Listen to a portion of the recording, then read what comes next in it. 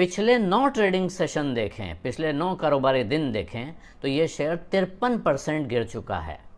वजह ये आशंका है कि इस हालत में कंपनी अब कारोबार नहीं चला सकती और दूसरा कोई रास्ता दिख नहीं रहा है, यानी ये कंपनी बंद हो सकती है। चेयरमैन की कुर्सी छोड़ने से साल भर से भी ज़्यादा समय से कुमार मंगलम बिरला बार बार ये आशंका जता रहे थे और सरकार से राहत मांग रहे थे।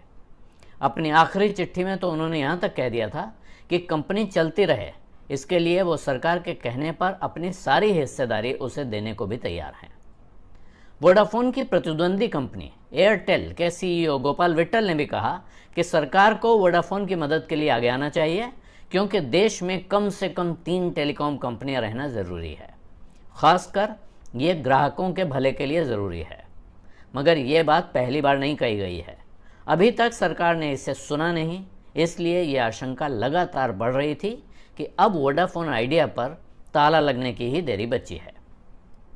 ऐसे में इसके कर्मचारी क्या करेंगे और इसके करोड़ों ग्राहकों का क्या होगा, ये सवाल भी उठता रहा है। इन सवालों का कोई जवाब तो नहीं आया है, लेकिन आज एक ऐसा काम हुआ है जिसके बाद बाजार में अचानक उत्साह की लहर है और कहा जा रहा है कि वोडाफोन में आज जैसी गिरावट आई, कल उससे तगड़ा उछाल दिख सकता है। हुआ यह है कि सरकार ने संसद में एक नया संशोधन विधेयक पेश किया है, जो इनकम टैक्स एक्ट में संशोधन का बिल है। जिसके पास होते ही रेट्रो टैक्स खत्म हो जाएगा। रेट्रो टैक्स मतलब रेट्रोस्पेक्टिव टैक्स, यानी पिछली तारीख से लगने वाला टैक्स। 2012 में तब की सरकार ने कुछ कंपनियों की ट्रांसफ़र प्राइसिंग, यानी उनकी संपत्ति बिकने पर पुरानी तारीख से कैपिटल गेंस टैक्स लगाकर डिमांड रेज कर दी थी। वोडाफोन और केन इंडिया पर इसका सबसे बुरा असर हुआ था। दोनों ही कंपनियां भारत सरकार से मुकदमा लड़ रही थीं उस पर। लंबे विवाद के बाद भी वोडाफोन पर करीब 22,000 करोड़ रुपए की देनदारी बनती थी। अब सरकार ने इनकम टैक्स कानून में ये बदलाव खत्म करने का फैसला किया है।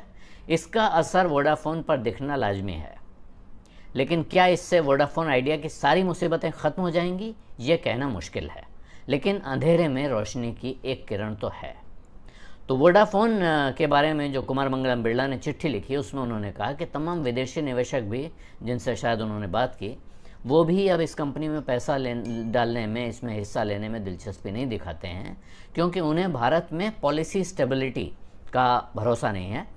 तो ये भी हो सकता है कि कोई विदेशी निवेशक अब नई परिस्थितियों में, जब रेट्रो टैक्स खत्म हो जाए, तो शायद इस कंपनी में दिलचस्पी दिखाए। ये भी हो सकता है कि वोडाफोन आइडिया की आधी मुसीबत यहाँ ख़त्म हुई है, इसके आगे का कोई रास्ता निकल आए। तो उम्मीद पर दुनिया कायम है, उम्मीद पर वोडाफोन आइडिया के शेयरधारक भी अब काफ़ी समय तक टिके रहेंगे, ऐसा लगता है। लेकिन उम्मीद से ये कारोबार तो चलता नहीं है, और अगर इस कंपनी को सरकार कोई मदद देगी, ये बात मैं पहले भी कह चुका हूँ, तो फिर ये सवाल उठेगा कि आप BSNL और MTNL को वैसी ही मदद देकर उनको मजबूत प्लेयर के तौर पे मैदान में क्यों नहीं खड़ा कर रहे हैं। तो इन सवालों के जवाब एक साथ मिलेंगे, अलग अलग मिलेंगे या नहीं मिलेंगे, कहना मुश्किल है। लेकिन आज की बात यह है कि जो वोडाफोन आज बहुत बड़ी मुसीबत में दिख रहा था, अब उसके लिए एक अच्छी खबर आ गई है आज ही, जिस